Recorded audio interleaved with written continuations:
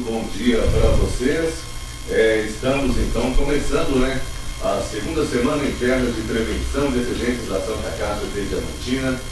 São 20 anos que a instituição promove esse evento visando a prevenção de acidentes do trabalho e a promoção da saúde do trabalhador. A vocês já nos acompanhando, a gente agradece, pede também a sua participação, que você também compartilhe o nosso vídeo. Aí com certeza a nossa transmissão chega, alcança mais pessoas. O tema desse ano é o Setembro Amarelo, Mente Sã, Corpo Saudável. Nossos agradecimentos a todos os envolvidos nesse projeto, aos parceiros do comércio local que contribuíram na doação de brindes. O bate-papo de hoje é sobre saúde mental, do transtorno à ansiedade, com os profissionais da Santa Casa, Dr. Leonardo Gomes, neurocirurgião, e também a Marisa, enfermeira, e a Beatriz, técnica de segurança do trabalho.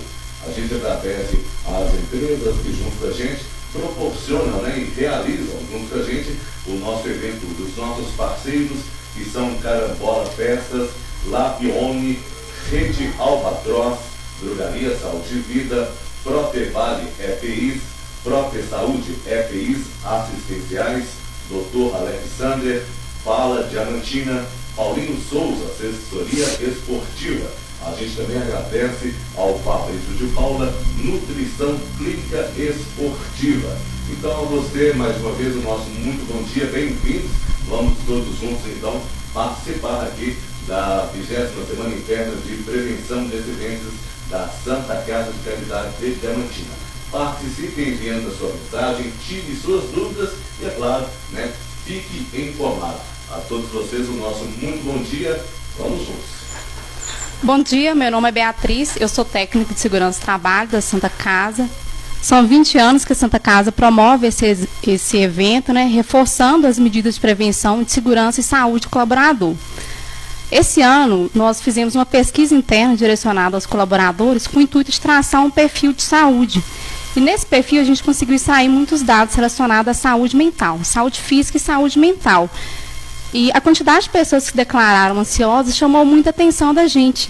De 355 pessoas que participaram da pesquisa, 107 se declararam ansiosas. Aí a gente começou a refletir sobre esse tema e chegamos ao tema desse ano, que é o Setembro Amarelo, aproveitando o mês de prevenção ao suicídio.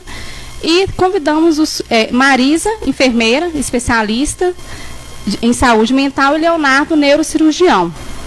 Eu vou pedir Marisa para falar um pouco aí para a gente sobre o Setembro Amarelo. Bom dia, muito obrigada por essa oportunidade de estar aqui falando um pouquinho sobre essa temática que ainda causa tanto tabu, um assunto que é muitas vezes evitado e que a gente sabe que é muito impactante, ainda muito vergonhoso de se falar.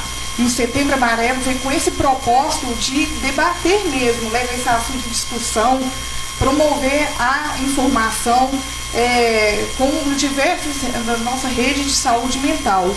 O Setembro Amarelo originou desde 2015, criado pela CVV, que é o Centro de Valorização da Vida, juntamente com o Conselho Federal de Medicina e a Associação Brasileira de Psiquiatria. Por que um setembro? Porque desde 2003 é considerado mundialmente, no dia 10 de setembro, o dia de prevenção ao suicídio. Então, esse mês ele ficou sendo mundialmente já destacado para a questão da saúde mental.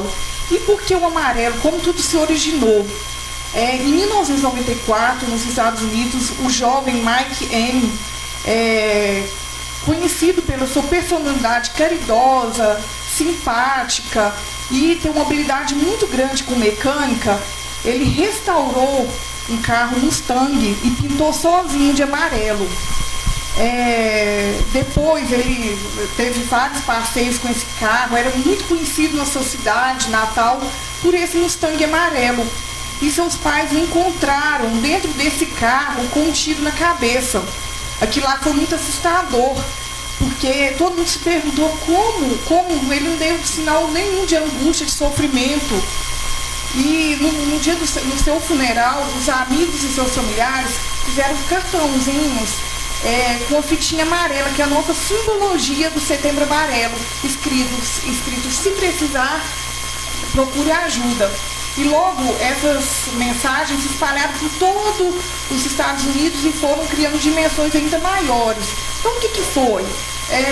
Uma iniciativa que partiu daquele momento muito impactante, triste, que multiplicou por vários locais como uma medida de socorro e várias outras pessoas pedindo esse socorro.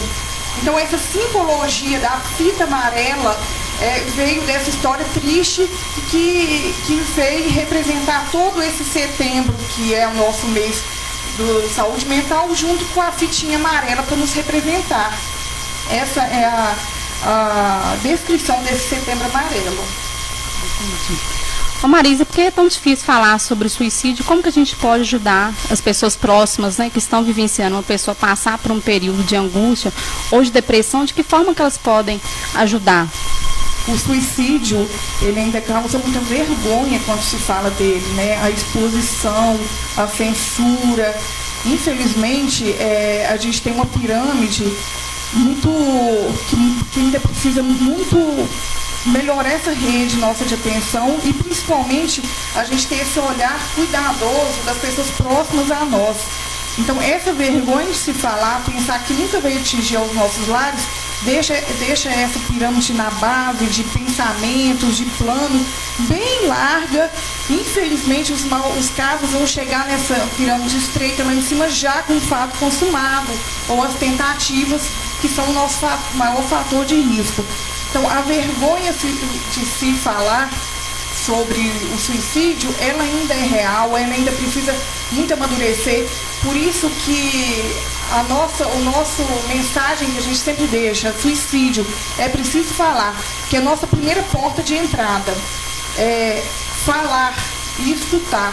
O que é escutar uma pessoa que chega a você pedir um socorro? É uma escuta qualificada, não precisa ser um terapeuta, não precisa ser um especialista, mas só daquela pessoa chegar até você e pedir aquela ajuda e você ter ouvidos para escutá-la, é o primeiro passo de tudo. E sem julgamentos também, porque às vezes a gente quer julgar. Para que essa besteira, você é tão linda, o que falta na sua vida?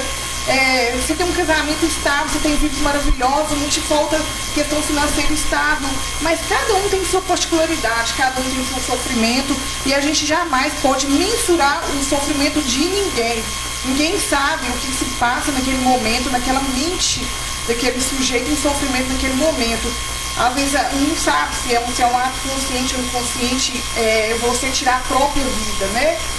Então, o primeiro passo é você escutar e acolher esse sujeito, ter essa liberdade de pedir essa ajuda.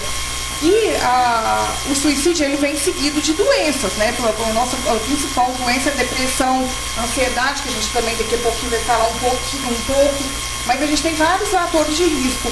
Mas o transtorno mental, ele é o primeiro nessa listagem de fatores de risco.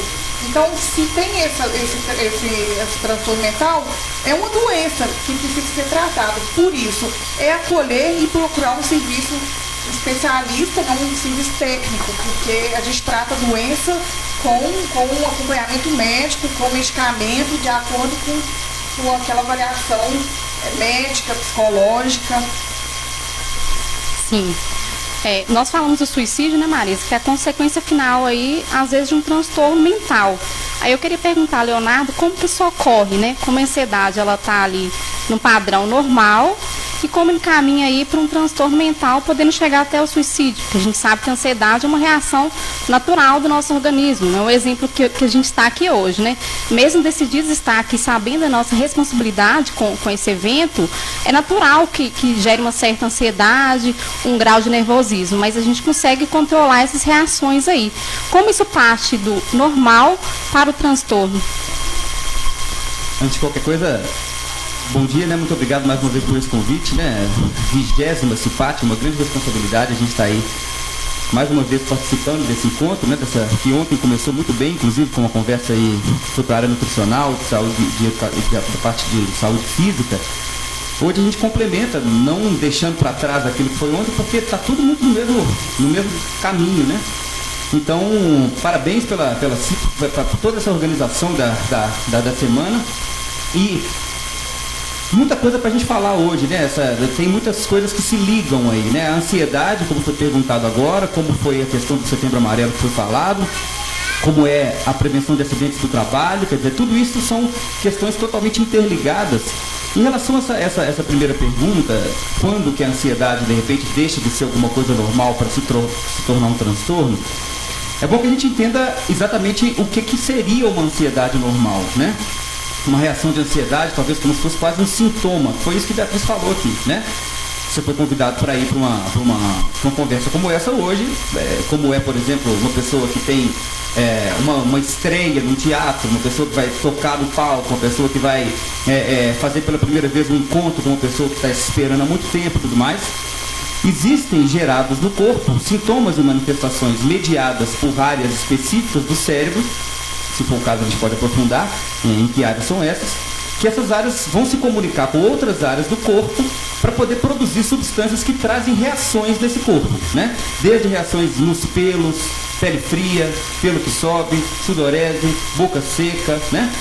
Que são as reações chamadas, no geral, de reações de luta e fuga, né? É quando o organismo se põe pronto para lutar ou fugir, né? E isso foi, inclusive, uma forma de adaptação do ser humano para conseguir evoluir, né? Enquanto espécie, fugir de situações de perigo, enfim, coisas que geram algum tipo de risco.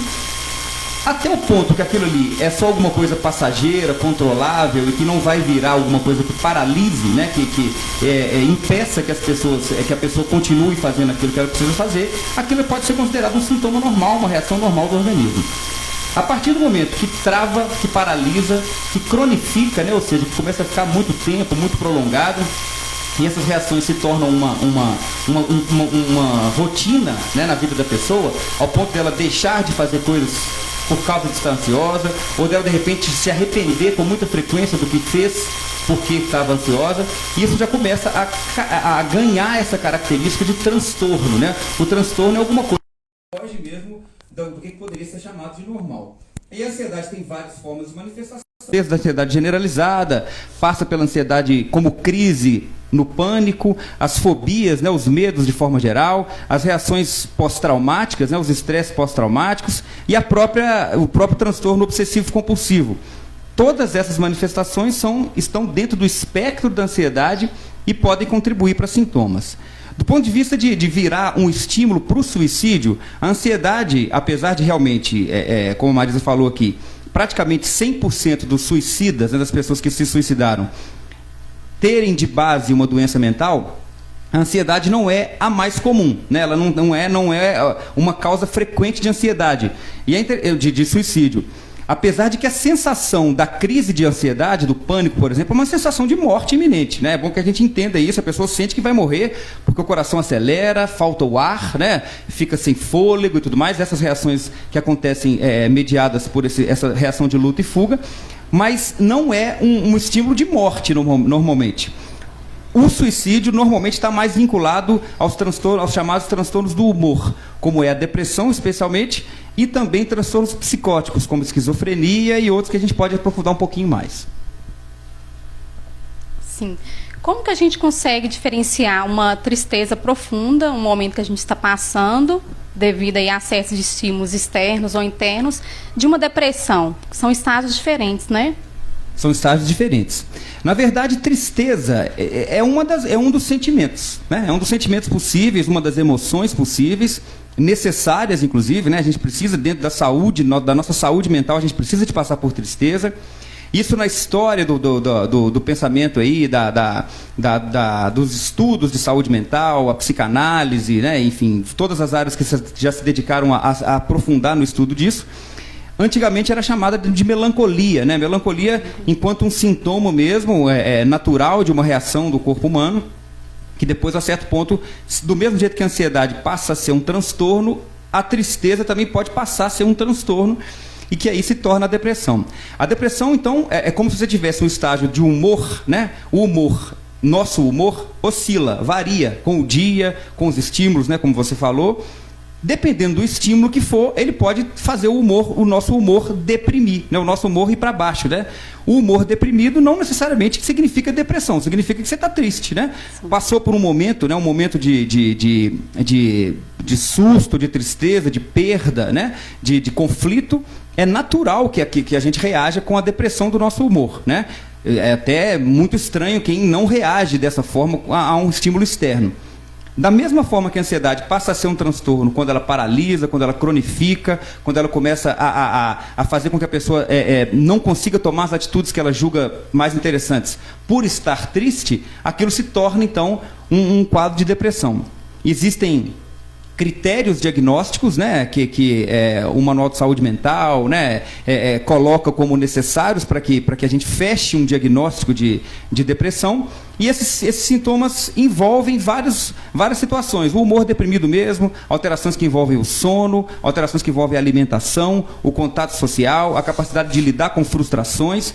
Quando a gente consegue compor uma quantidade grande desses sintomas, a gente enquadra naquilo que é o critério diagnóstico para fechar como depressão. A gente vê também, às vezes, a cobrança constante de felicidade. Às vezes chega em certo momento que parece que a tristeza não pode ter espaço na nossa vida. E isso faz parte, né? A gente tem que passar por essa experiência, né? A gente tem que reagir a esses estímulos aí, como você está falando. Às vezes até pelas redes sociais a gente vê o pessoal, essa cobrança que você tem que chegar a um padrão financeiro, um padrão comportamental, um padrão relacionamento.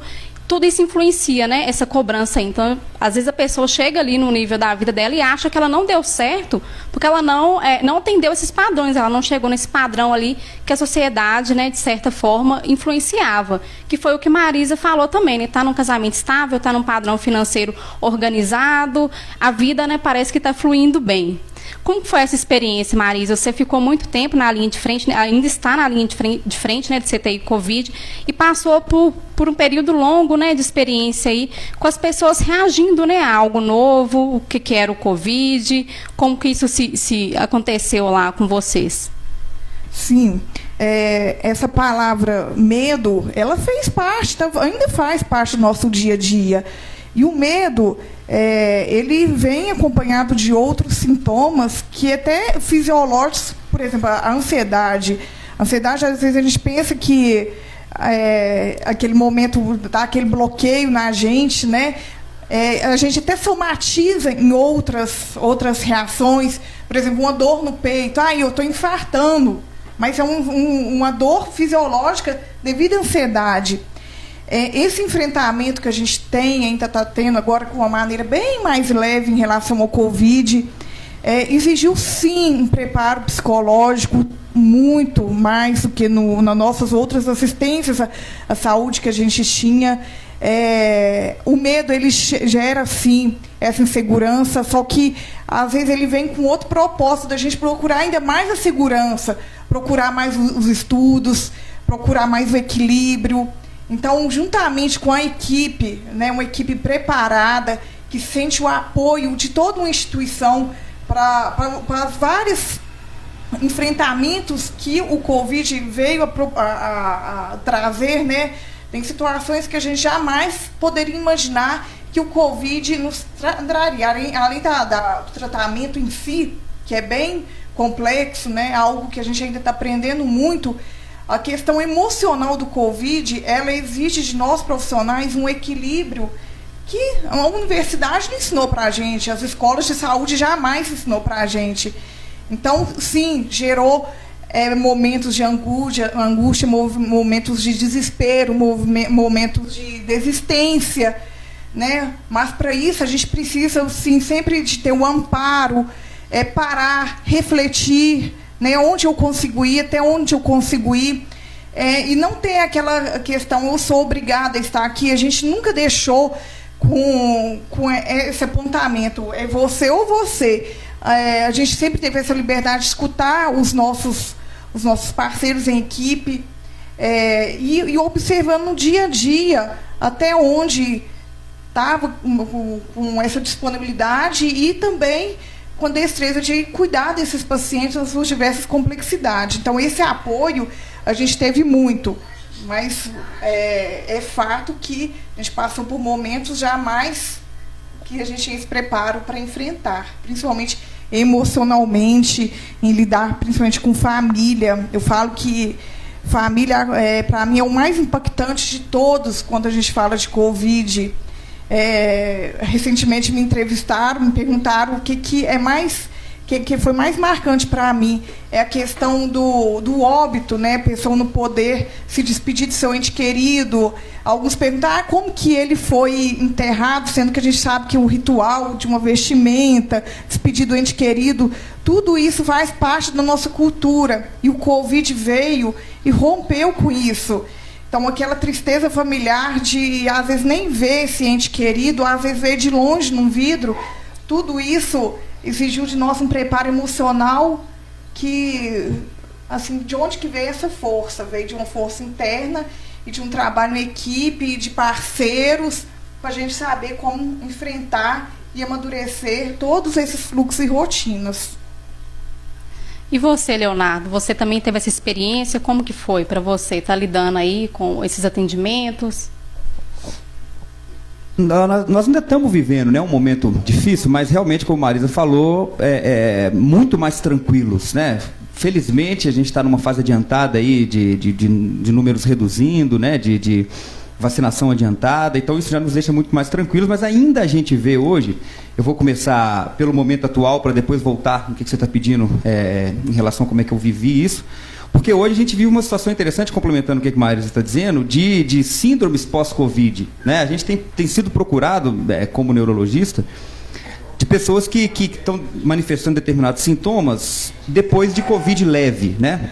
E o que a gente vê com mais clareza, tem tudo a ver com a nossa conversa de hoje, é que, na imensa maioria das vezes, eu arrisco dizer que em todas as vezes, pessoas que tiveram Covid leve não têm chance de ter sequelas neurológicas, né? Que a gente vê com muita frequência, né? Pessoas, às vezes, com distúrbio de memória, né? Com alterações que envolvem o sono e tal.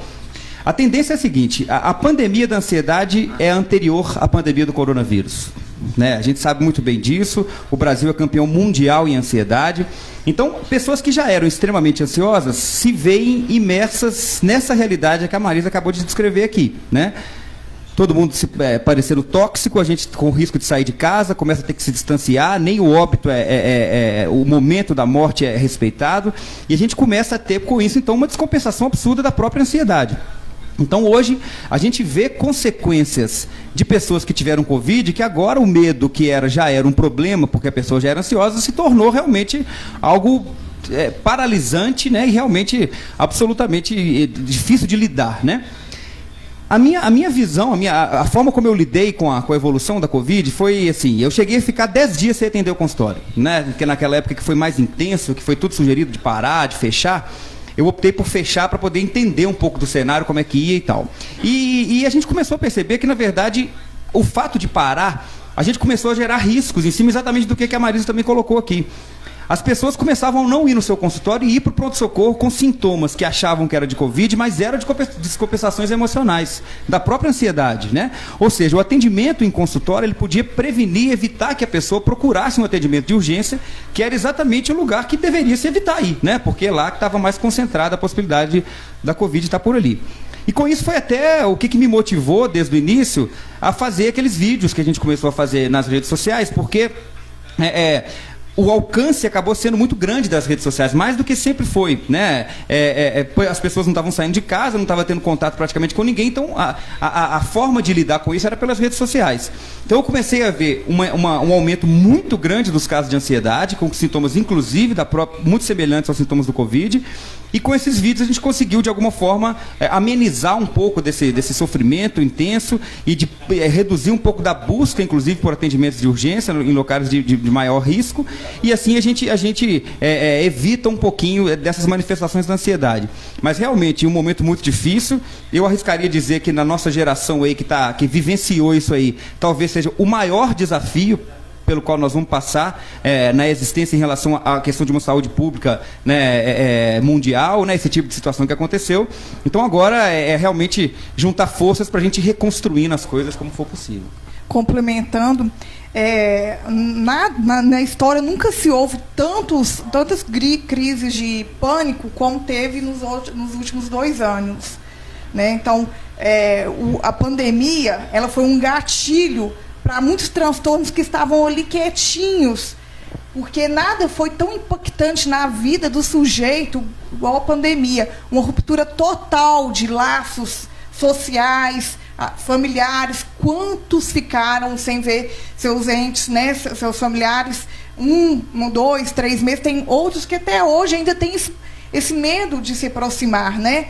Então, nada na história teve um número tão representativo de atendimentos em crises de pânico, de primeiro crise psicótica, de depressão grave, de tentativas de autoextermínio, do suicídio, como nesses últimos anos. Foi um gatilho muito intenso que a gente teve com a pandemia mesmo. Então, tudo que estava ali quietinho, aquelas manifestações, veio o Covid e aflorou mesmo. Eu até brinco assim, quem não surtou, não surta mais, porque foi uma condição aterrorizante de medo, pânico, que muitos viveram nos diversos níveis de equilíbrio, né? Tem pessoas que até hoje não conseguem nem sair de casa, mas cada um tem um enfrentamento de vida diferente. Graças a Deus, todos somos diferentes um do outro. Mas a gente conhecer que é o processo do Covid, igual ele falou, ficou 10 dias sem estar no consultório. Nossa, mas eu posso estar contribuindo muito mais. E sim, nós, a enfermagem, no atendimento médico hospitalar, a gente não tinha fuga, né? Então, a gente era nós ali ou quem mais, né? Então, essa liberdade de escolher ou não, teve sim essa liberdade de escolher, mas também com esse equilíbrio, para também não levar outra manifestação que possa prejudicar a sua produtividade, né? Essa ruptura social, familiar, afetiva, né? As crianças com as escolas, isso foi tudo muito impactante. Então, a gente retornar isso aos pouquinhos está sendo muito bom. E a gente tem que ter essa sabedoria de começando a pensar nesse retorno, porque a gente precisa, sim, de uma vida lá fora, a gente precisa de uma vida social, afetiva, as nossas crianças nas escolas, tudo isso faz parte da vida. Eu até costumo falar, se não morreu de Covid, vão morrer de tristeza, né? Então, vamos tocar essa vida com equilíbrio, com sabedoria, com cuidados e os protocolos que sempre vão fazer parte agora do nosso dia a dia. A ansiedade tem muito a ver também com autoconhecimento, né, Leonardo? Quando a gente se conhece melhor, a gente aprende a lidar com as nossas próprias emoções, como que a gente vai se comportar diante de situações novas. Qual que é essa relação aí de ansiedade com autoconhecimento? É uma relação antiga, né? Uma relação que faz parte aí dos primórdios dos estudos da filosofia, né? Das ideias mais iniciais de qualquer pessoa que já se propôs a pensar sobre o assunto.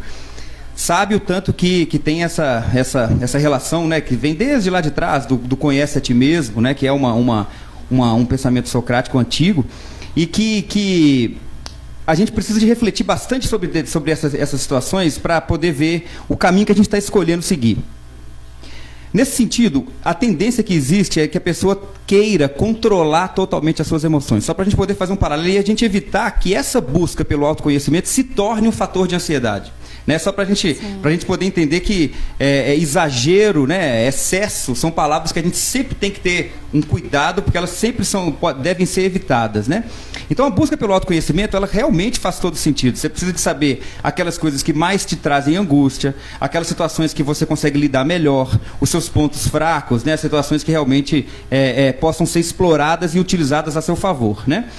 Mas, ao mesmo tempo, eu vou até pegar uma pontezinha com que você colocou muito bem antes em relação àquela questão das redes sociais, né? Porque tem a questão dos padrões, né? Você estava falando sobre padrão.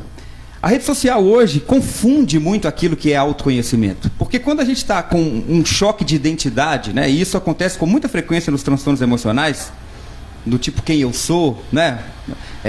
Que tipo de caminho que eu devo seguir. A gente tem hoje um acesso muito fácil, muito borbulhante, assim, fervoroso, a opiniões dos outros, né?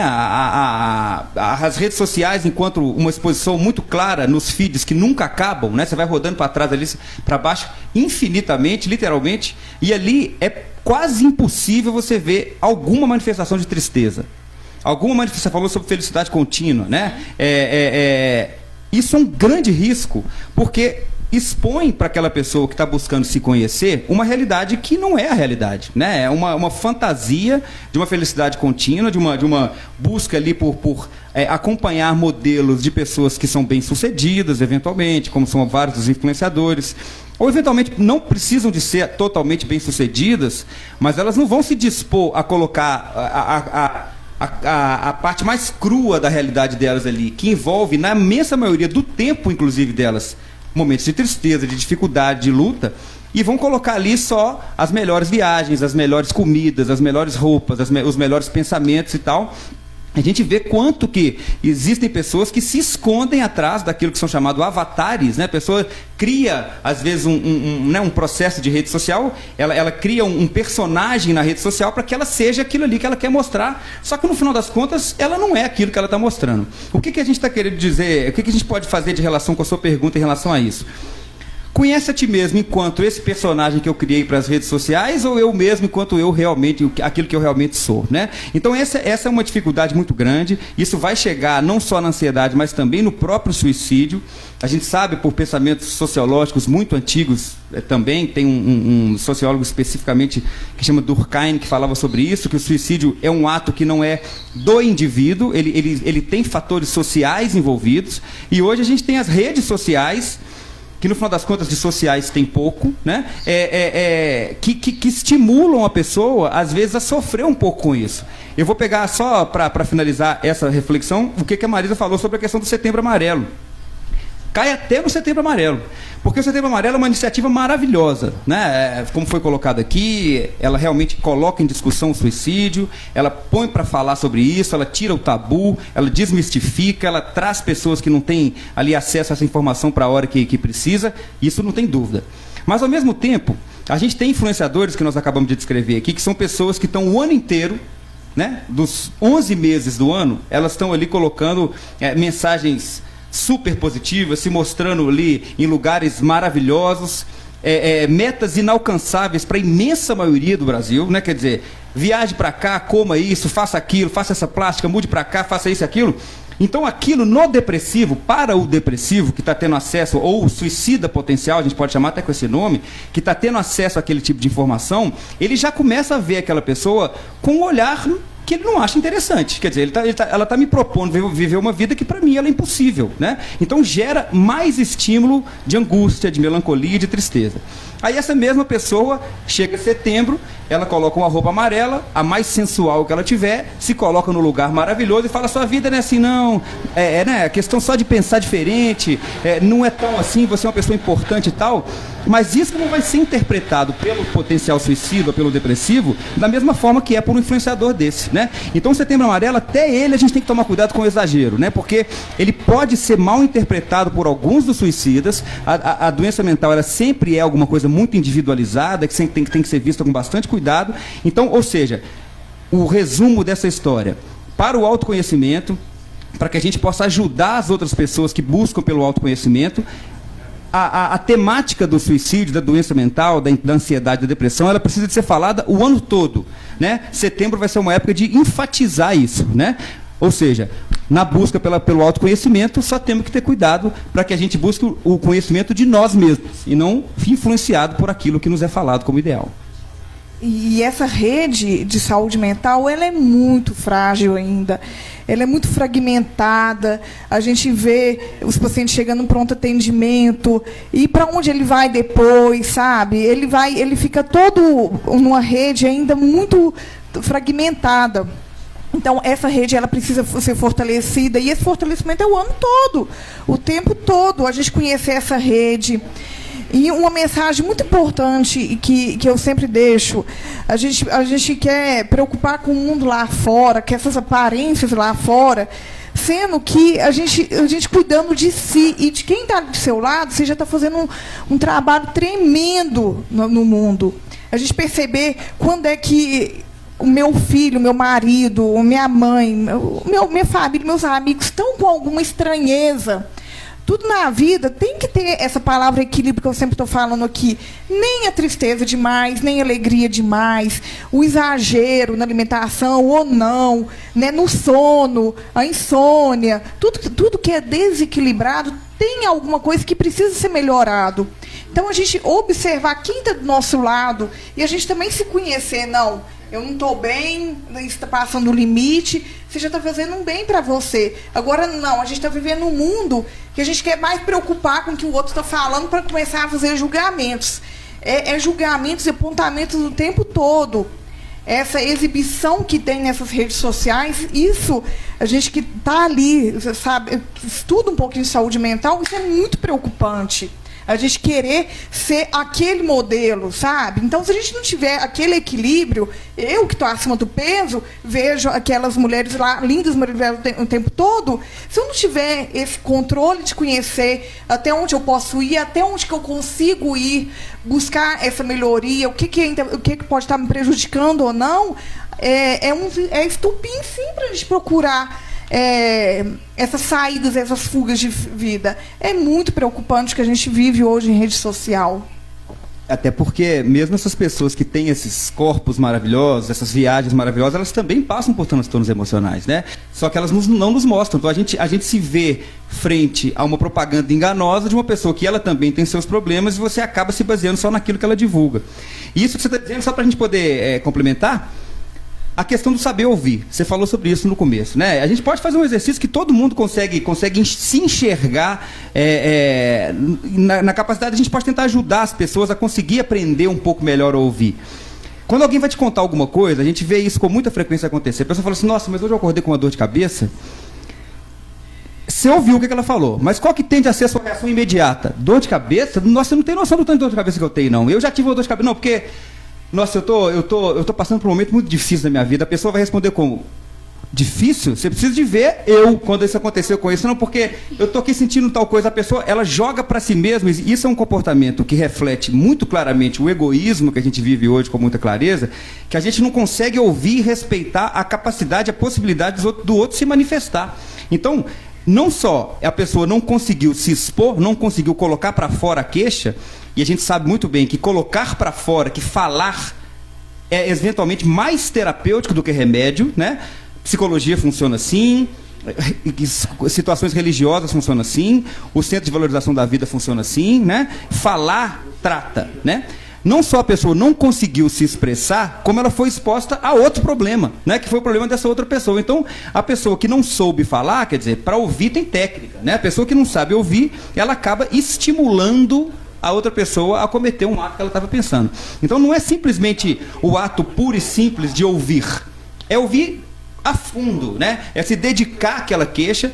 E outra coisa, às vezes a pessoa também, não dá pra gente ficar exigindo que todo mundo seja capaz de ouvir com essa qualidade técnica, porque isso é uma questão que exige um conhecimento e uma dedicação.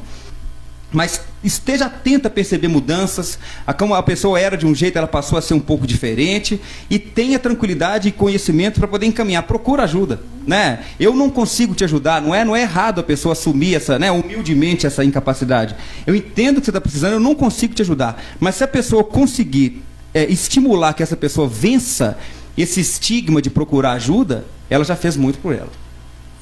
Pessoal, vão interagir aí, mandando as perguntas também para a gente tirar algumas dúvidas e bater um papo aqui. Ô, Leonardo, eu me deparei ali com uma pessoa que está numa crise de ansiedade, que às vezes acontece, a gente não sabe lidar com isso. Como que eu consigo abordar essa pessoa, até para mim conseguir encaminhar essa pessoa aí para um atendimento médico, se for necessário? Ou isso fica só na base ali da conversa, consegue resolver, ou realmente essa pessoa precisa ser encaminhada para um acompanhamento, para um tratamento? Eu diria que todos nós sabemos que pode ser que uma conversa de bar, ou uma conversa, não sei, num salão de manicure, ou uma conversa com uma pessoa que você confia, que você gosta, todos nós sabemos o potencial que aquilo pode tratar, gente, né? O potencial que isso tem de nos ajudar, né? Uma palavra bem ouvida, né? Uma palavra bem falada, ela pode ser suficientemente resolvedora de um determinado tipo de problema. Você perguntou sobre crise de ansiedade, né? Essa questão a gente pode explorar ela mais a fundo do que só o momento de crise, né? Porque crise é um sintoma, é uma possibilidade dentro da manifestação psíquica. Como assim? Você pode ter uma pessoa que está completamente normal, tende a ser completamente normal e evolui de uma hora para outra com sintomas. Isso é a definição de crise, né? Está bem no momento, daqui a pouquinho não está mais. Crise. Entrou em crise, eventualmente pode ser chamado de surto em algumas situações e tal. E a gente tem cenários que são o pano de fundo já está todo ansioso, né? Quer dizer, a pessoa vive uma ansiedade contínua, como é, por exemplo, a ansiedade generalizada, e em algum momento ela vai desenvolver a crise. Em todos os dois momentos a gente pode ajudar, né? Quer dizer, você pode perceber, existe uma situação que é o insight, que é a capacidade da pessoa perceber-se ansiosa, né? A pessoa conseguir notar que ela mesma está ansiosa. E esse insight, ele tende a estar muito comprometido em situações de ansiedade. É extremamente frequente, você vai fazer uma consulta, né? Às vezes a pessoa vai consultar com você, você já está sentindo que ela está ansiosa, você já consegue ver tudo, a ansiedade no discurso, mas você vai direcionando a conversa para que ela mesma, daqui a pouco, ela fale, mas eu não tinha percebido mesmo, não. Ou, às vezes, eventualmente, alguém que está do lado, ela está falando que não é, mas ela que não sabe o tanto que ela é, né? Então, a percepção, ela é uma percepção detalhada. Precisa de você conhecer a pessoa, de você conhecer manifestações que são relacionadas com ansiedade, pessoas que são muito impulsivas, né, que não conseguem deixar para amanhã o que tem que resolver, que quando tem uma viagem marcada para daqui a um mês já arrumou a mala, né, que já estão preparadas para a coisa com aquilo que é chamado de sofrimento por antecedência, né, sofrer por antecipação, pessoas que não conseguem se segurar quando tem que fazer alguma coisa e acabam tomando atitudes impulsivas e depois se arrependem do que fizeram. Então, todas essas manifestações, a gente pode tentar ajudar ao perceber isso. A maior ajuda é ouvir, né? Então, a gente pode deixar isso como um resumo mesmo. Aconteceu alguma coisa, a gente às vezes vê que a pessoa está um pouco ansiosa e já tem aquele impulso de dar conselho, de dar dica, de dar sugestão, né? E isso é extremamente egoísta, porque o seu conselho, a sua dica, a sua sugestão, ainda mais quando ela não é baseada em um conhecimento técnico, ele vai estar refletindo para aquela pessoa a sua realidade. E não a realidade que aquela pessoa precisa de mudar, né? É aquela coisa da rede social, né? Como se existisse uma palavra mágica que resolvesse a ansiedade para todas as pessoas. Isso não existe. Então, talvez o grande recado para se ajudar é ouvir, né? Saber ouvir, dar liberdade para essa escuta, né? E não contra-argumentar com argumentos egoístas seus, como a gente acabou de falar aqui, né? E deixa ouvir. A pessoa naturalmente vai caminhar para um discurso que vai ver que ela precisa de ajuda. Começa a chorar, ou começa a ver que eu não aguento mais, começa a falar em momentos mais difíceis. Aí, a melhor saída, se você já ouviu, você já fez sua parte, você já tratou, né? Você já começou a ajudar num tratamento.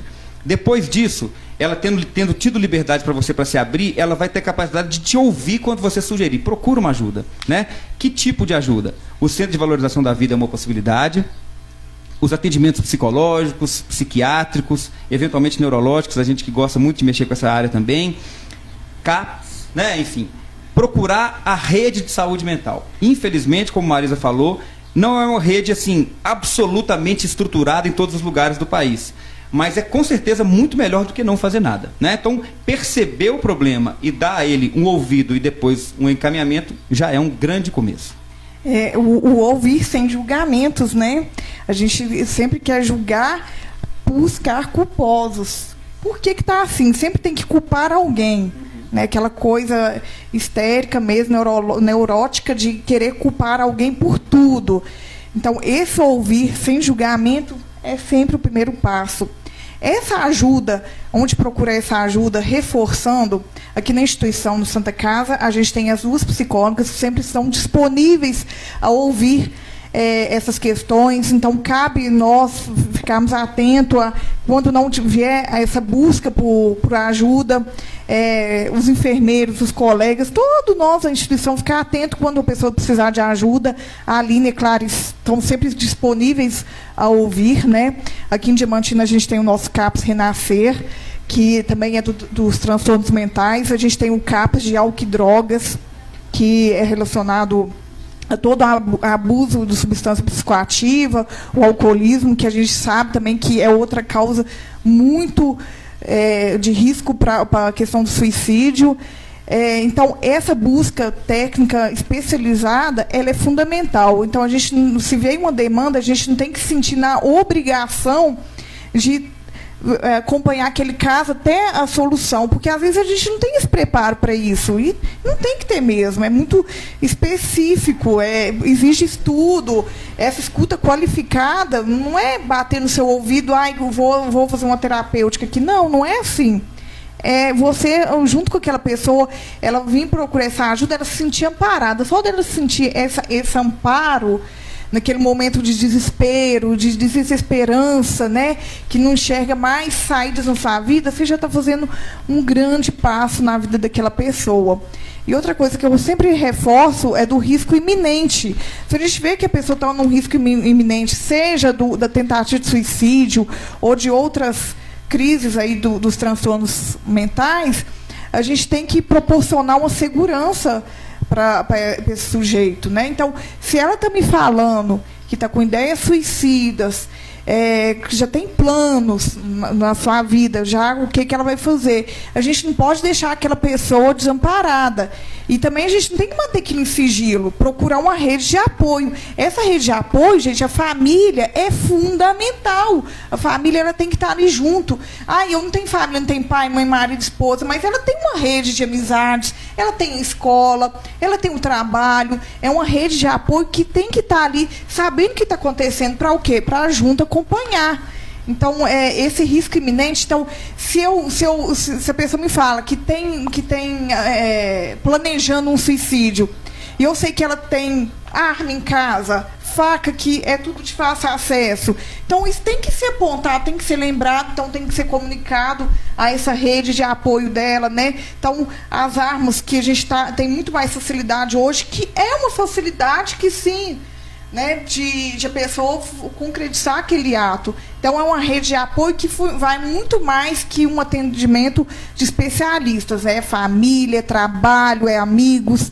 Todo mundo precisa estar junto, observando atentamente a qualquer sinal sugestivo, de estranheza, né? Então, tudo nem muito lá e nem muito cá. Nem nada muito exagerado, nem nada muito pouco. Foi muito bom isso que você falou, Marisa, da rede de apoio, que tem muitas pessoas que não têm conhecimento, né? E sempre que tem uma pessoa que conhece essa rede, como funciona, é sempre muito bom para estar conseguindo direcionar essas pessoas. Que às vezes, quando a gente recebe essa demanda, a gente vê que a pessoa está passando por um período assim, a gente sente muita responsabilidade de ter que de impedir aquele ato. Eu sei que aquela pessoa, né, está pensando ali em praticar um suicídio, então aquilo pode virar um peso para mim também se eu não conseguir ajudar essa pessoa. Então, às vezes, até eu posso, né, ter algum problema, né, de saúde aí, porque eu não consegui evitar aquele ato ali, né? Infelizmente, saiu do meu controle, não consegui ajudar aquela pessoa, não consegui direcionar da maneira correta, e eu posso ficar também aí com essa culpa, né, de não ter conseguido ajudar essa pessoa naquele momento que ela mais precisava. Como que a gente faz se acontecer uma questão dessa, né? Dessa responsabilidade virar para a própria pessoa que tentou ajudar? A responsabilidade virar culpa, né? Sim.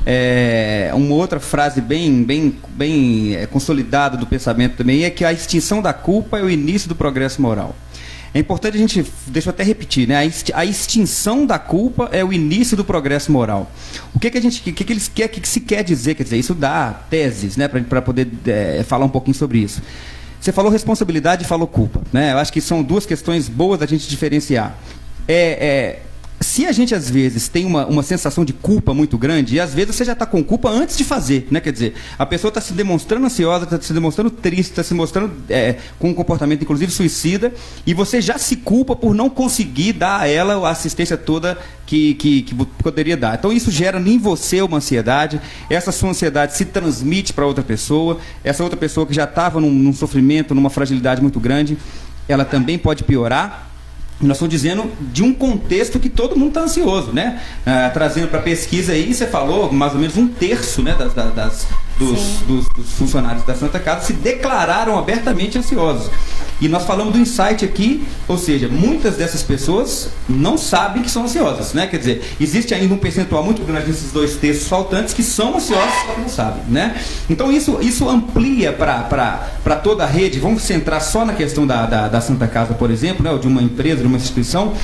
O tanto que é bacana a gente manter um bom relacionamento entre colaboradores, entre colegas, entre funcionários, para que a gente, uma vez conhecendo bem uma determinada pessoa, você tenha a capacidade de perceber o que mudou nela, né? Quer dizer, Se a pessoa tiver uma ótima notícia, você vai ver que ela melhorou porque ela, né, ela mudou porque ela ficou feliz, né, ela ficou bem feliz. Então, qual que é a nossa responsabilidade para a gente não entrar no julgamento, né? Não entrar no julgamento de culpa, né? Culpa é julgamento, é coisa de juiz, né?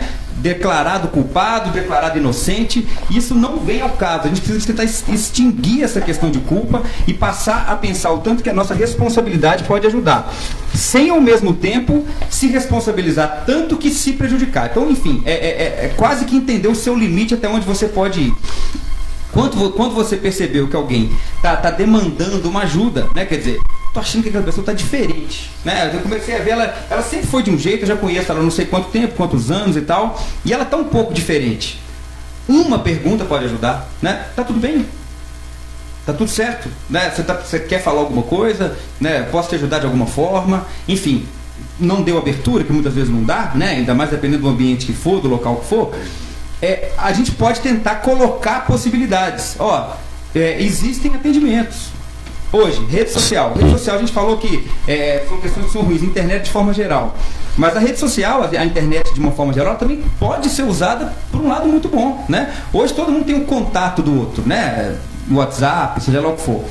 Percebeu determinada coisa, busca ajuda em algum lugar e manda um vídeo que possa ser bom para ela, né? Tenta estimular ela a procurar uma ajuda, se coloca à disposição, né? Então essa questão, primeiro então, extinguir a culpa, né?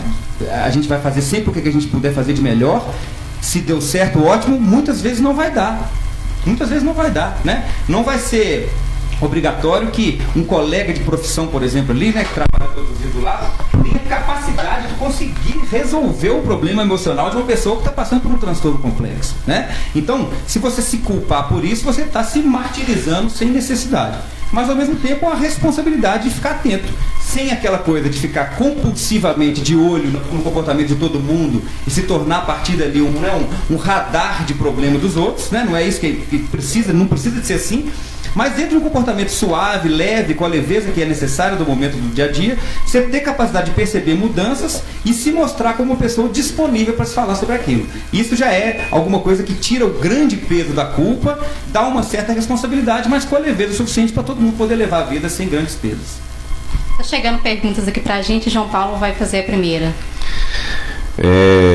A Gabriela Pires está aqui dando os parabéns, né, pela live, pelo programa, e está explicando também, né, sobre a 20ª Semana Interna de Prevenção de Acidentes. E ela está aqui perguntando, gostaria de parabenizar os dois profissionais e perguntar se existe algum mecanismo que ajude a evitar a chegada de uma crise de ansiedade mais aguda. Vamos lá. Mecanismos que possam ajudar, Gabriela, que a gente poderia pensar? Vamos diferenciar a ansiedade em dois âmbitos. A ansiedade, ela pode estar só no pensamento e a ansiedade pode estar no corpo, né? Acho que a gente pode começar a diferenciação por isso aí.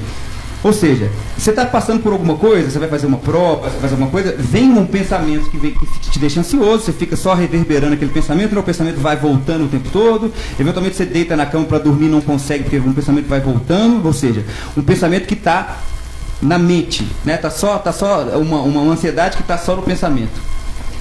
A outra possibilidade é quando a ansiedade ganha o corpo, né? Quando a ansiedade começa a manifestar como taquicardia, palpitação, falta de ar, sudorese, a ansiedade já está no corpo. Ferramentas que possam ajudar em relação a isso. Primeiro que exige um treino, né? É bom que a gente entenda esse caminho. Vamos fazer uma analogia pegando o que foi a conversa de ontem, por exemplo, aqui, né? De educador físico, de nutricionista. Uma pessoa que quer começar a fazer academia, por exemplo, musculação, ela às vezes vai chegar no primeiro dia da academia, vai colocar 200 quilos no supino e vai querer levantar pela primeira vez aquilo ali. Com absoluta certeza ela não vai conseguir, ela vai se frustrar, ela vai se machucar, vai se incomodar. Agora, se ela de repente fizer um planejamento de 1 ano, né, ou 2, e começar com um peso baixinho, com um treinador do lado, alguém, né, indo devagarinho para ajudar, pode até ser que se ela tiver capacidade disso, talvez com 1 ou 2 anos ela consiga fazer isso. Eu costumo chamar esse mecanismo que nós vamos descrever de academia da alma. É a mesma coisa que a gente está propondo aqui do ponto de vista físico, que a gente faça também do ponto de vista emocional. Não adianta a gente querer, por exemplo, fazer exercício de respiração, né? Não, eu fiquei sabendo que respiração, meditação é uma coisa boa. É boa mesmo. Mas na crise de ansiedade, quem nunca fez é igual quem está levantando supino pela primeira vez e quer colocar 200 quilos. Você não vai conseguir, você vai ficar mais ansioso e vai se frustrar e se culpar por não ter conseguido. Então o treino sendo feito no momento de maior tranquilidade é o melhor dos exercícios nessa hora. Hoje, por exemplo, não sei, essa conversa pode ter feito bem para alguém, pode ter, né, passou por um momento de tranquilidade, saiu de um momento que ficou mais tranquilo. Treina a respiração. Respirar fundo, entender que a respiração tem 3 etapas, tem um inspirar, tem uma pausa e tem o soltar. Não precisa de ficar assim muito, muito compulsivo, como tem que ser 7 segundos de um, 3 do outro, 6 do outro. Não importa muito isso no começo, a gente pode ir devagarzinho, treinando isso aí, para que quando você seja submetido a um evento estressante, você já esteja treinado a sair dele. Os pensamentos, quando a ansiedade está só no âmbito do pensamento, a gente pode conseguir fugir dele através de recursos que eu particularmente gosto de colocar. A gente tem uma reserva, um estoque de boas memórias, e a gente conseguir, quando vier um pensamento ruim, a gente evitar de querer esquecer aquele pensamento, querer fugir dele. Eu não posso pensar nisso, eu não posso pensar nisso. Esse já é um estímulo para continuar pensando, né? Isso é fácil você pensar. Se eu falar assim, não pense aí num elefante rosa, eu tenho certeza que todo mundo que ouviu está pensando no elefante rosa, porque esse é o gatilho, esse é o estímulo. A nossa mente funciona dessa forma através do estímulo. Então, vem um pensamento, querer bloquear esse pensamento é inútil. Então, a gente precisa de receber esse pensamento ruim, tentar entender esse pensamento, acolher esse pensamento, lembrar o que aconteceu nessa época, o que a gente conseguiu aprender com esse pensamento, né? Crescer com as dificuldades, a chamada resiliência, e substituir por um desses pensamentos que estão guardados nesse estoque de boas lembranças. Essa é uma possibilidade. Eu estou falando aqui de forma muito resumida, isso aí pode ser feito, né, com técnicas mais aprofundadas. Quando a ansiedade já está no corpo, como nós definimos no começo, essa técnica já é pouco. Você já não consegue mais, através só de mudança de pensamento, diminuir, por exemplo, uma respiração ofegante, uma palpitação, uma taquicardia. Aí os exercícios que envolvem também o corpo, né, como é a respiração, como é... Hoje a gente tem exercícios que envolvem a auto-hipnose, uma série de questões que podem ser trabalhadas, eles tendem a ajudar. Mas se aquilo, né, a frequência e a intensidade desse tipo de sintoma está muito grande, está muito intensa, a gente precisa de ajuda profissional em qualquer um desses âmbitos para poder nos ajudar nessas saídas aí. Chegando mais participações aqui, a Marli Alves Moreira está participando junto com a gente, nosso obrigado. Ela está falando aqui que está adorando e também se identificando com tudo falado e apresentado. Mais uma participação aqui da Nayara. Ela está perguntando, né, como lidar com os efeitos colaterais como insônia, por exemplo, após interromper o uso de antidepressivos utilizados por 7 anos. É uma pergunta interessante, que não cabe uma resposta muito rápida. A gente tem que conversar muitas coisas sobre isso, em relação a isso. Insônia com o efeito colateral da suspensão, né? Foi a pergunta como foi feita assim. Isso tem que avaliar até que ponto essa determinação que a insônia foi um efeito colateral da suspensão é uma certeza já, né?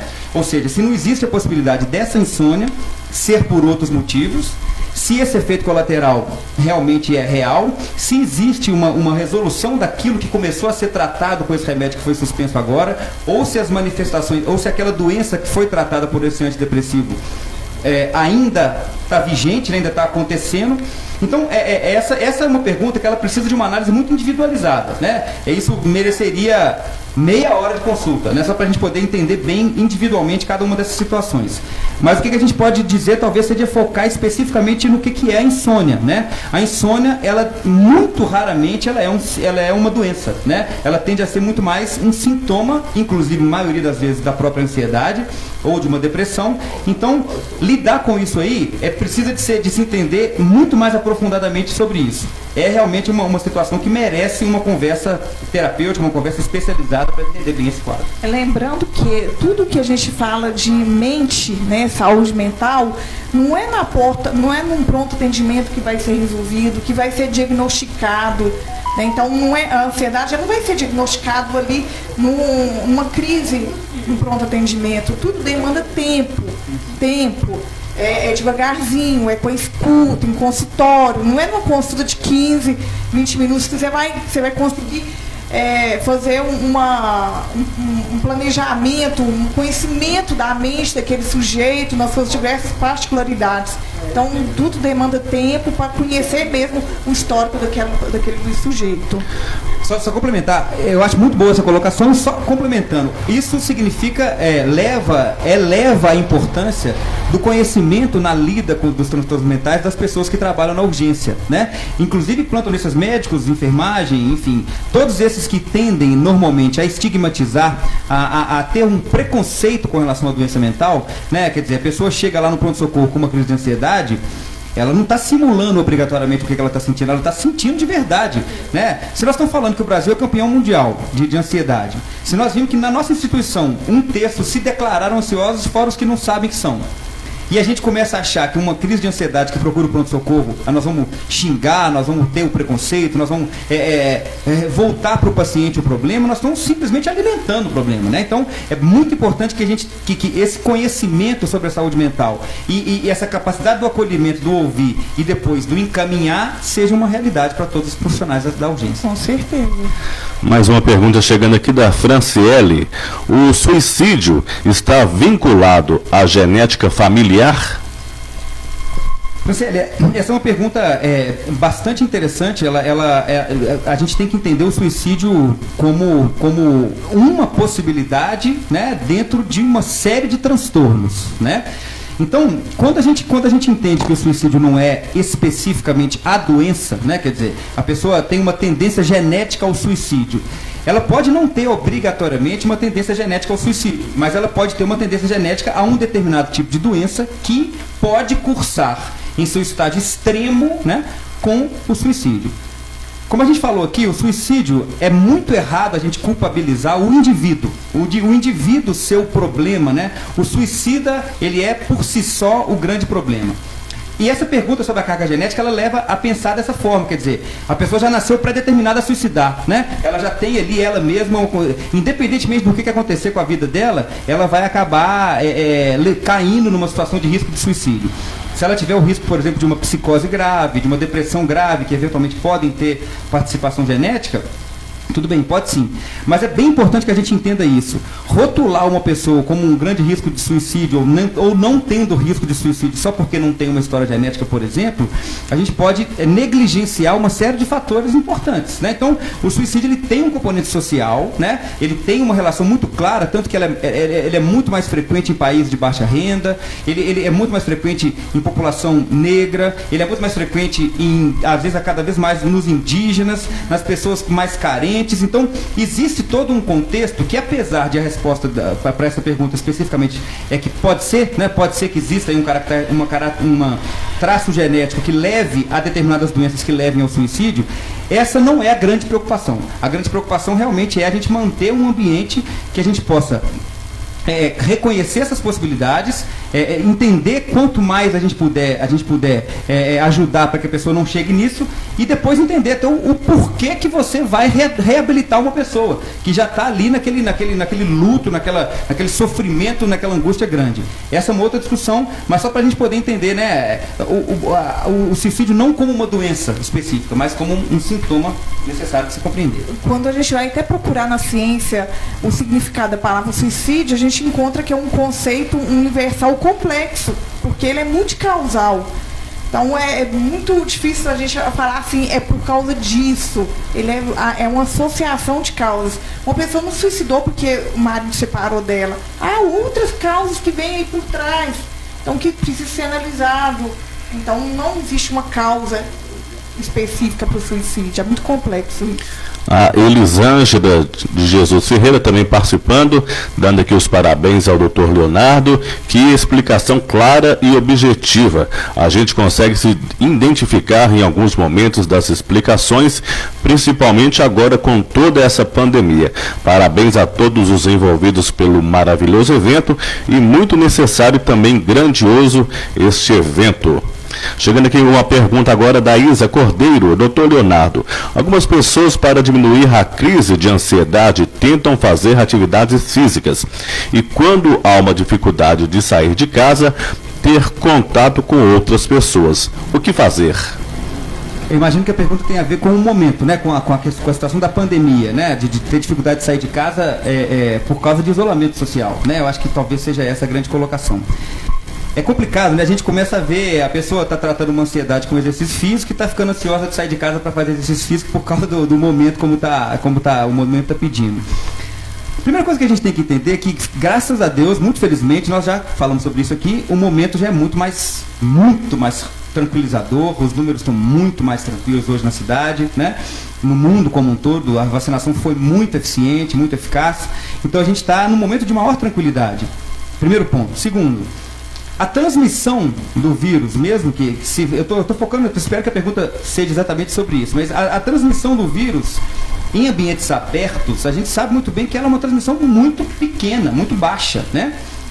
Então, quando a gente junta esses dois pontos com o fato de que a atividade física realmente trata a ansiedade, foi falado muito sobre isso aqui ontem, né? E a gente deixa de fazer essa atividade física pelo medo de que a gente vá se contaminar quando a gente sair de casa. A palavra mais importante dessa frase é exatamente medo, né? Que a gente falou tantas vezes aqui, né? O medo, é bom que a gente entenda isso. Do mesmo jeito que para depressão, para os transtornos do humor, para a chave, né, a base seja a tristeza, né, quer dizer, a depressão está no âmbito da tristeza, a ansiedade está sim para o medo, né? A ansiedade ela está no âmbito do medo, né? A tristeza como alguma coisa normalmente relacionada ao passado, né? A gente se fixa em eventos que aconteceram no passado e ou sofre porque meu passado é que era muito bom, ou sofre porque meu passado foi muito ruim e eu não consigo desancorar desse passado. E a ansiedade está no futuro, tende a ser um medo por alguma coisa que inclusive pode não acontecer, né? Então, respondendo diretamente essa pergunta, a atividade física faz falta. Sair de casa é seguro. Então, encontre um momento mais seguro. Claro, né? As academias têm seus protocolos, os lugares abertos a gente pode ir sem muito receio. E pratique sem um determinado medo. A gente precisa de conseguir vencer determinadas situações hoje, lembrar que a vida envolve risco. É bom que a gente fale isso sem menor tabu, né? Quer dizer, tem risco. Sempre tem risco, né? A gente pode entender que é claro que a gente tem que pôr na balança e entender que se o risco for maior que o benefício, eu não vou fazer, lógico, né? Inclusive que se a pessoa tiver um problema cardíaco grave, ela não vai sair pelo mesmo motivo, né? Ela vai ter que perguntar para o cardiologista se é aquele tipo de atividade que ela quer fazer, ela pode fazer.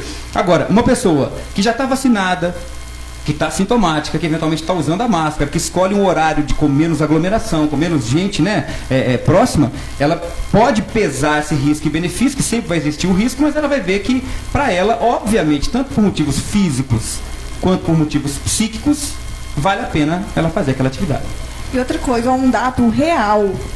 As pessoas que mais têm esse medo, esse pânico que a pandemia gerou, de sair de casa, se eu sair, vou sair com 2, 3 máscaras, aquela coisa assim, exagerada, as que acabaram se contaminando. Isso aí a gente tem aqui na nossa instituição. Os que mais exageravam em paramentação, a gente sabe que é o desconforto tremendo que é o N95. O N95 é extremamente desconfortável. É impossível uma pessoa passar 12 horas no plantão com o N95. Toda hora ela vai o quê? Vai cutucar ali. Então, às vezes, a gente pensa que está dando mais proteção e dá o contrário. Porque aquilo lá te deixa mais ansioso, com mais insegurança e quer cutucar o tempo todo. Então, às vezes, o exagero, às vezes, traz aquela consequência que você não queria. Então, é melhor ir levando a vida, retornando à vida com esses cuidados e protocolos que sempre vão existir agora. Isso que você falou é muito importante, Damaris, que a gente viu isso ao longo aí da pandemia, como essas pessoas queriam achar algo que, às vezes, né, pela saúde mental, ia conseguir atender elas, que elas não iam se contaminar, elas queriam certeza de que elas não iam se contaminar.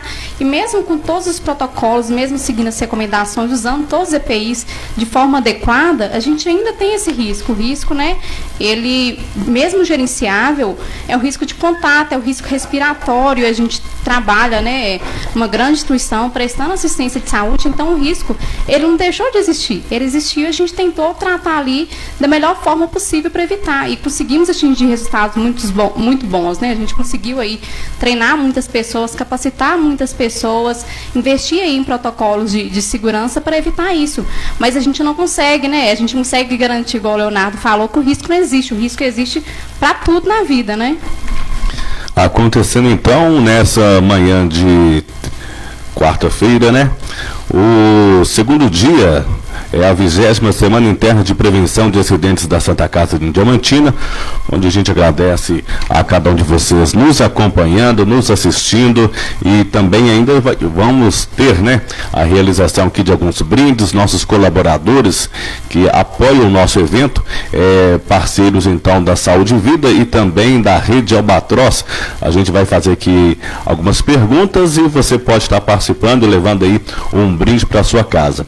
Mandar só um abraço aqui para os nossos parceiros, que são Carambola Festas, Labonione, Rede Albatroz, Drogaria Saúde e Vida, Protevale EPIs, Prote Saúde EPIs Assistenciais, Dr. Alexander, Paulinho Souza, Assessoria Esportiva, e também o Fabrício Paula, Nutrição Clínica e também Esportiva.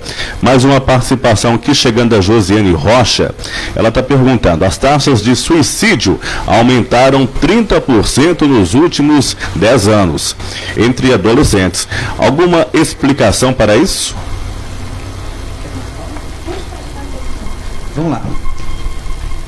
Várias explicações, né? É bom que a gente primeiro situe, né, como é que é essa estatística, como é que está isso aí no mundo atualmente hoje. Segundo a OMS, acontece mais ou menos 1 milhão de casos de suicídio por ano no mundo.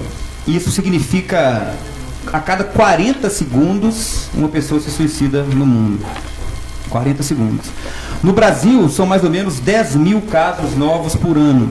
Isso é um dado até que já deve estar, provavelmente, essa estatística já deve estar um pouco atrasada. E que isso significa mais ou menos 30 casos que acontecem por dia, né? Então, só no Brasil, né? Para poder mostrar o tamanho desse problema, né? Ela é mais fatal do que o HIV, do que o câncer, né? Ela tem mais impacto do que guerras, tem mais impacto do que situações críticas, né, do mundo. Então, realmente é uma situação delicadíssima, né? E por que isso está acontecendo mais entre os adolescentes, né? Hoje, até a última estatística que eu tive acesso, é a segunda causa de morte nessa faixa etária, né, de 15 a 24 anos, é a segunda principal causa de morte. Muito dessa resposta a gente já passou por ela aqui, né? A adolescência é uma fase de dúvida por si só, né? É uma fase que a pessoa não sabe se ela é criança, mas se ela já é adulta, que são o momento de dúvidas, de perguntas. Tudo isso inserido nesse mundo em que as relações sociais agora estão muito voláteis, muito líquidas, né? As pessoas tendem a sair à noite e ficar mais conversando com seus celulares do que com as pessoas que estão do lado. É um momento de socialização máxima, é um momento de realmente já se passar por angústias, por estresses que são naturais desse momento.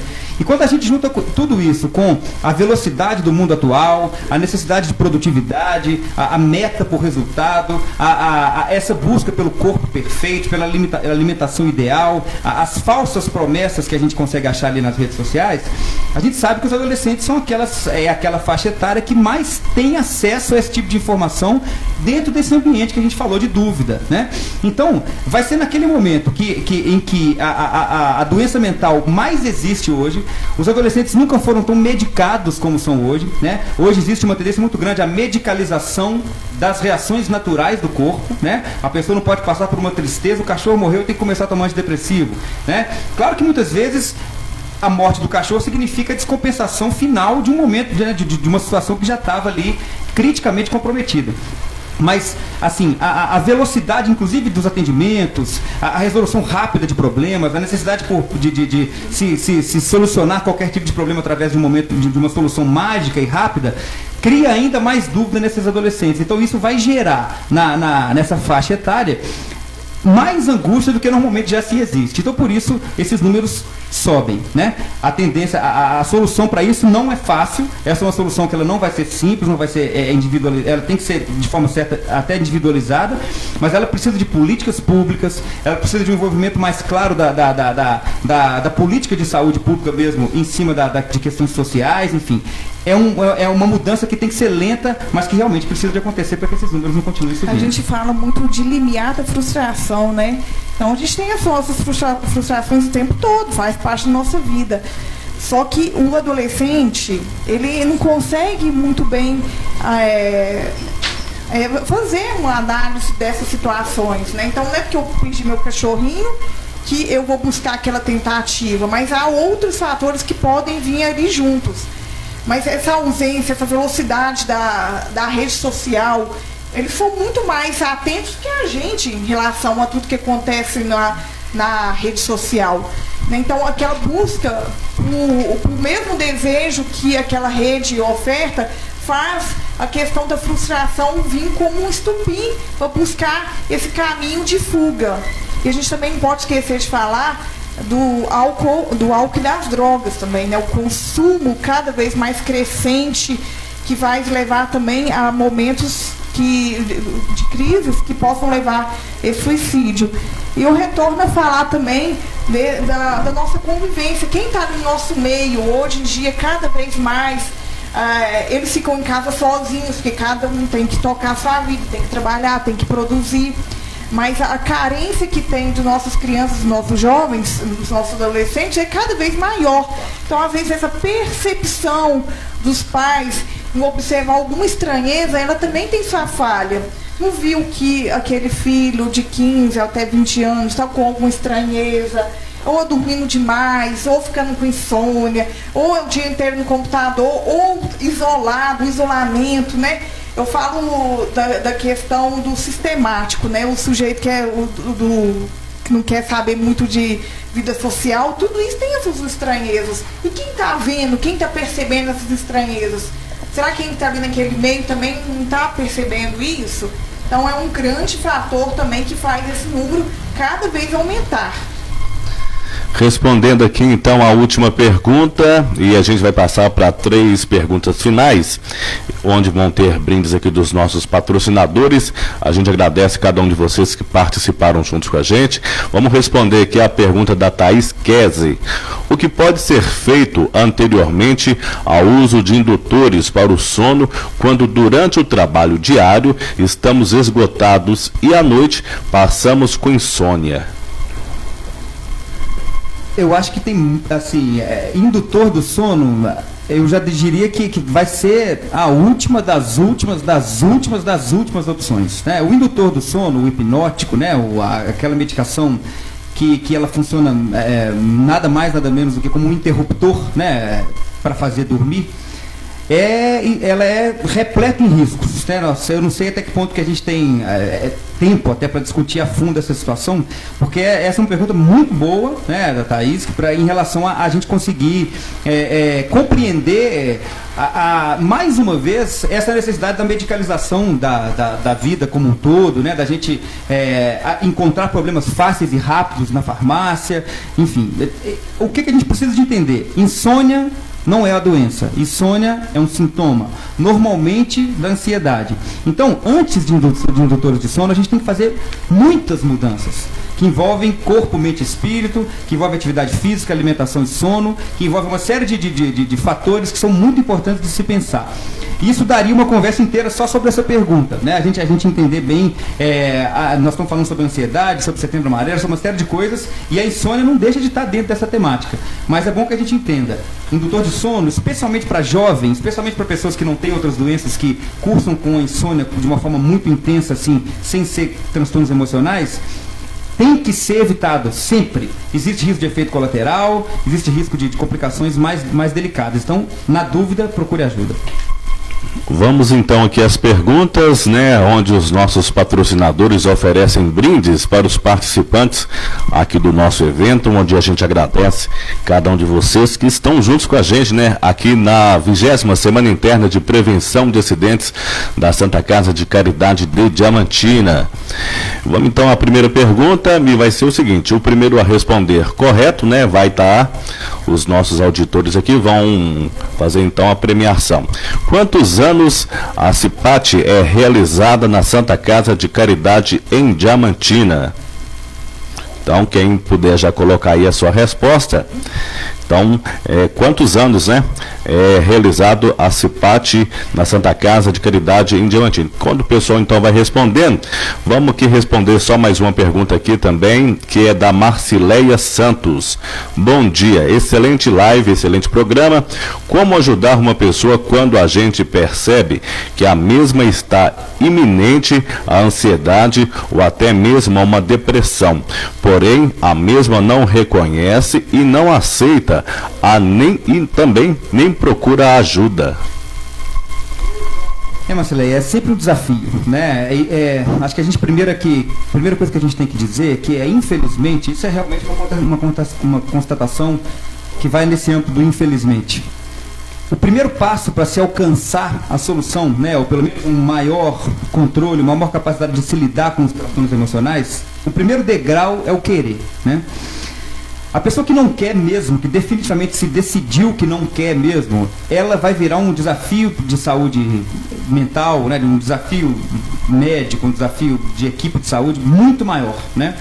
Às vezes não é porque a doença está ali, é só porque existe um contexto muito complexo. Então, o primeiro passo nessas horas, pessoas que já estão nesse nível assim, de desistência, né, de desesperança, enfim, de realmente já decidiram-se por desistir, é de alguma forma convencer a procurar a ajuda. Não querendo, existem estratégias mais complexas, inclusive o SAMU, né? Tem pessoas que estão ali dentro de um fluxo, né, de atendimento de urgência psiquiátrica. Algumas opções envolvem internação, né, envolvem SAMU, né? Quando a gente tem hospitais especializados para isso, melhor ainda, mas mesmo não tendo, então a gente tem, quando a pessoa está na iminência do suicídio, por exemplo, isso é uma emergência psiquiátrica. Então, isso eventualmente pode ser, o SAMU pode ser acionado para isso.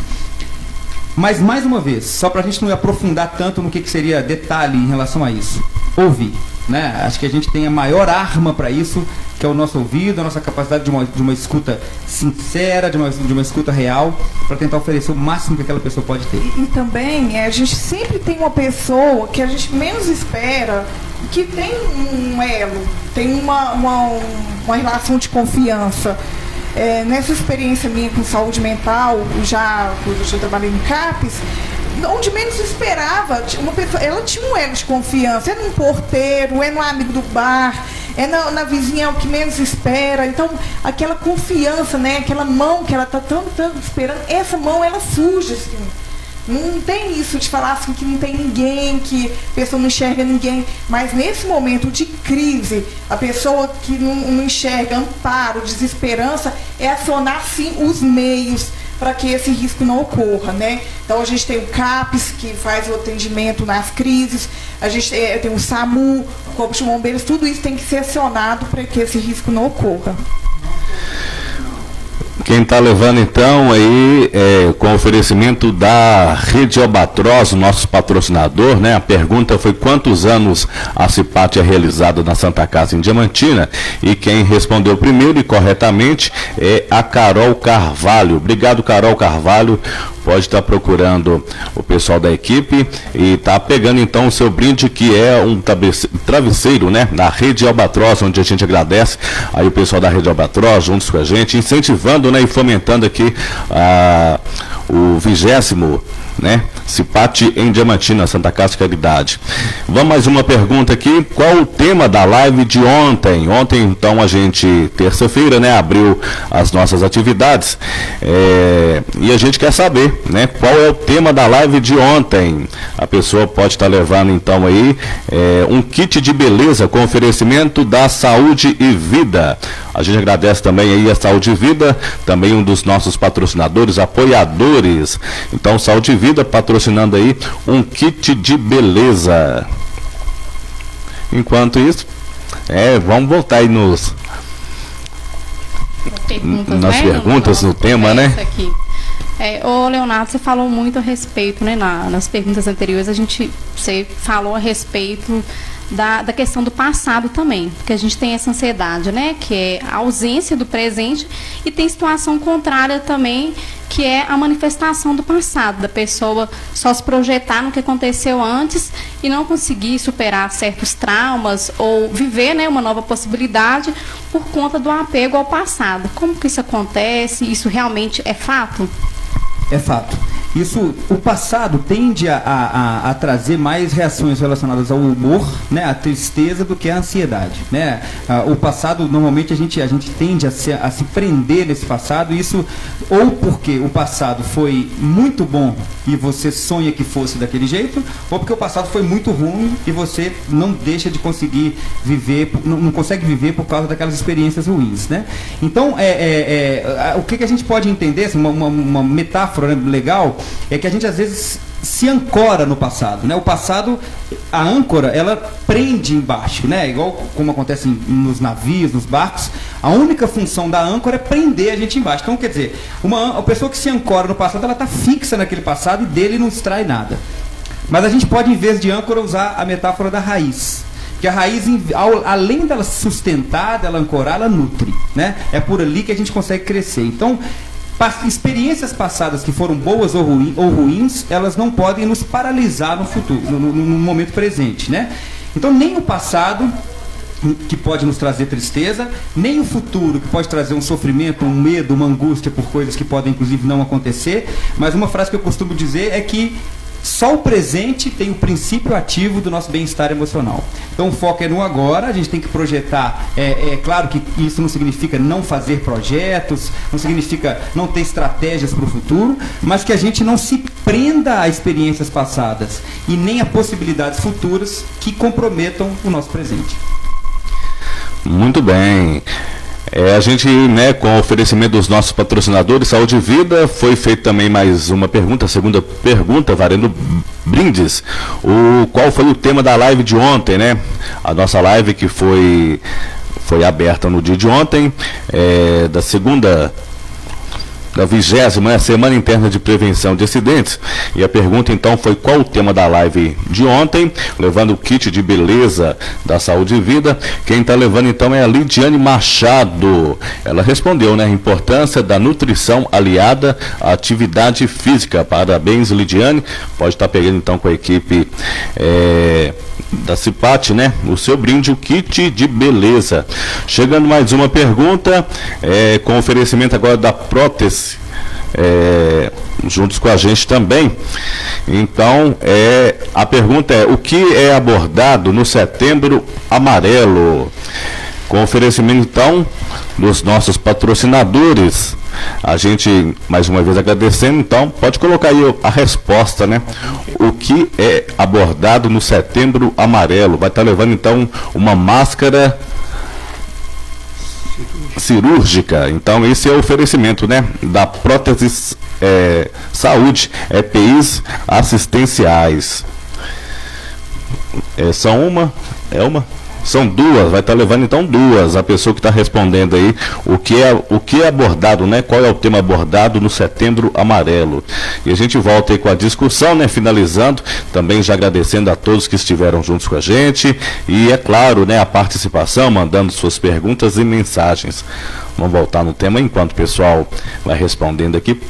Sim, eu gostaria de falar também que a semana, né, a gente teve 2 apresentações, a de ontem, está acontecendo a apresentação de hoje, mas a CIPAT é durante a semana inteira, então a gente vai até sexta-feira com os eventos internos na Santa Casa. A gente vai ter mais sorteio de brindes, mais momentos culturais para a gente estar disseminando o conhecimento, né, para a prevenção à vida, né? A gente trabalha aí com prevenção de acidentes e doenças relacionadas ao trabalho, mas isso decorre aí da prevenção à vida, promoção à saúde, né? Não tem como a gente tratar isso de forma isolada, né? Só prevenção de acidentes ou saúde, porque a gente trabalha com saúde ocupacional, prevenção de acidentes e saúde ocupacional. Então, gostaria de pedir, né, aos colaboradores da Santa Casa para participar ao longo da semana aí realizando as atividades com a gente. Vamos então responder aqui, né? Quem foi o ganhador vai estar levando então aí, com oferecimento da Prote Saúde, EPIs assistenciais, vai estar levando 2 máscaras. Então quem está levando aí, vamos ver aqui, a Ana Carolina Hernandes. Ela está levando então e respondeu correto, né? De acordo com a pergunta feita, o que é abordado no Setembro Amarelo. Então, ela está com a resposta certa, prevenção ao suicídio. Então foram as 3 perguntas, com oferecimento dos nossos patrocinadores, onde a gente fez o sorteio aqui do travesseiro da Rede Albatroz, também o kit de beleza da Saúde e Vida e também 2 máscaras, né, cirúrgicas, com oferecimento dos nossos patrocinadores da Prote Saúde, EPIs assistenciais. A cada um de vocês que estiveram juntos com a gente agradece por estarem, né, participando, mandando suas perguntas, e durante a semana, né, o evento continua, onde você também pode estar participando junto com a gente. Vamos ter outros brindes. Então, esse foi a 20ª Semana Interna de Prevenção de Acidentes da Santa Casa de Caridade em Diamantina. A gente agradecendo cada um de vocês, e ficam aí, né, as nossas condolências finais, e a todos o nosso muito obrigado. Gostaria de agradecer a participação de todos, aos nossos convidados também, Marisa e Leonardo. Acho que essa conversa que é muito necessária, né? Esse tipo de conversa tem que acontecer muitas vezes, não só na CIPAT, mas ao longo do ano também. A gente tem que tentar promover esse tipo de evento, né? Porque só daquelas perguntas ali daria, né, horas e horas de conversa cada uma dessas perguntas, porque tem várias vertentes, né? Trabalhar com saúde mental. E gostaria de agradecer vocês novamente pela presença e pela parceria de sempre. Eu que agradeço a oportunidade de vir aqui falar esse tema que ainda causa tanta vergonha nem se falar. E lembrar também, né, uma observação que a gente montou o nosso muralzinho lá, eu passei para fazer uma leitura daquelas frases que estão deixando. E está sendo bacana, está tendo muitas mensagens. Só com observação, fala-se muito da religião, né, religiosidade. Ela é fundamental, ela é um fator protetor muito importante, faz parte, mas lembrar que a busca por tratamento técnico especialista é fundamental. A nossa rede CVV 188, que funciona 24 horas, gratuita, sigilosa. Então, quem tiver com essa demanda, não se acanhar, pedir ajuda, estou sempre disponível. No convite aí da live tem o meu Instagram. O que precisar, sempre vai ter essa mão aqui que possa vir ao colher e esse ouvido também para escutar, viu? Obrigada pela oportunidade. Também agradeço, me coloco também à disposição. Eu vou reforçar isso que a Marisa falou, o Centro de Valorização da Vida é o número 188, né? Discar de qualquer telefone, você pode ligar, tem sempre gente disposta a ouvir nessas horas.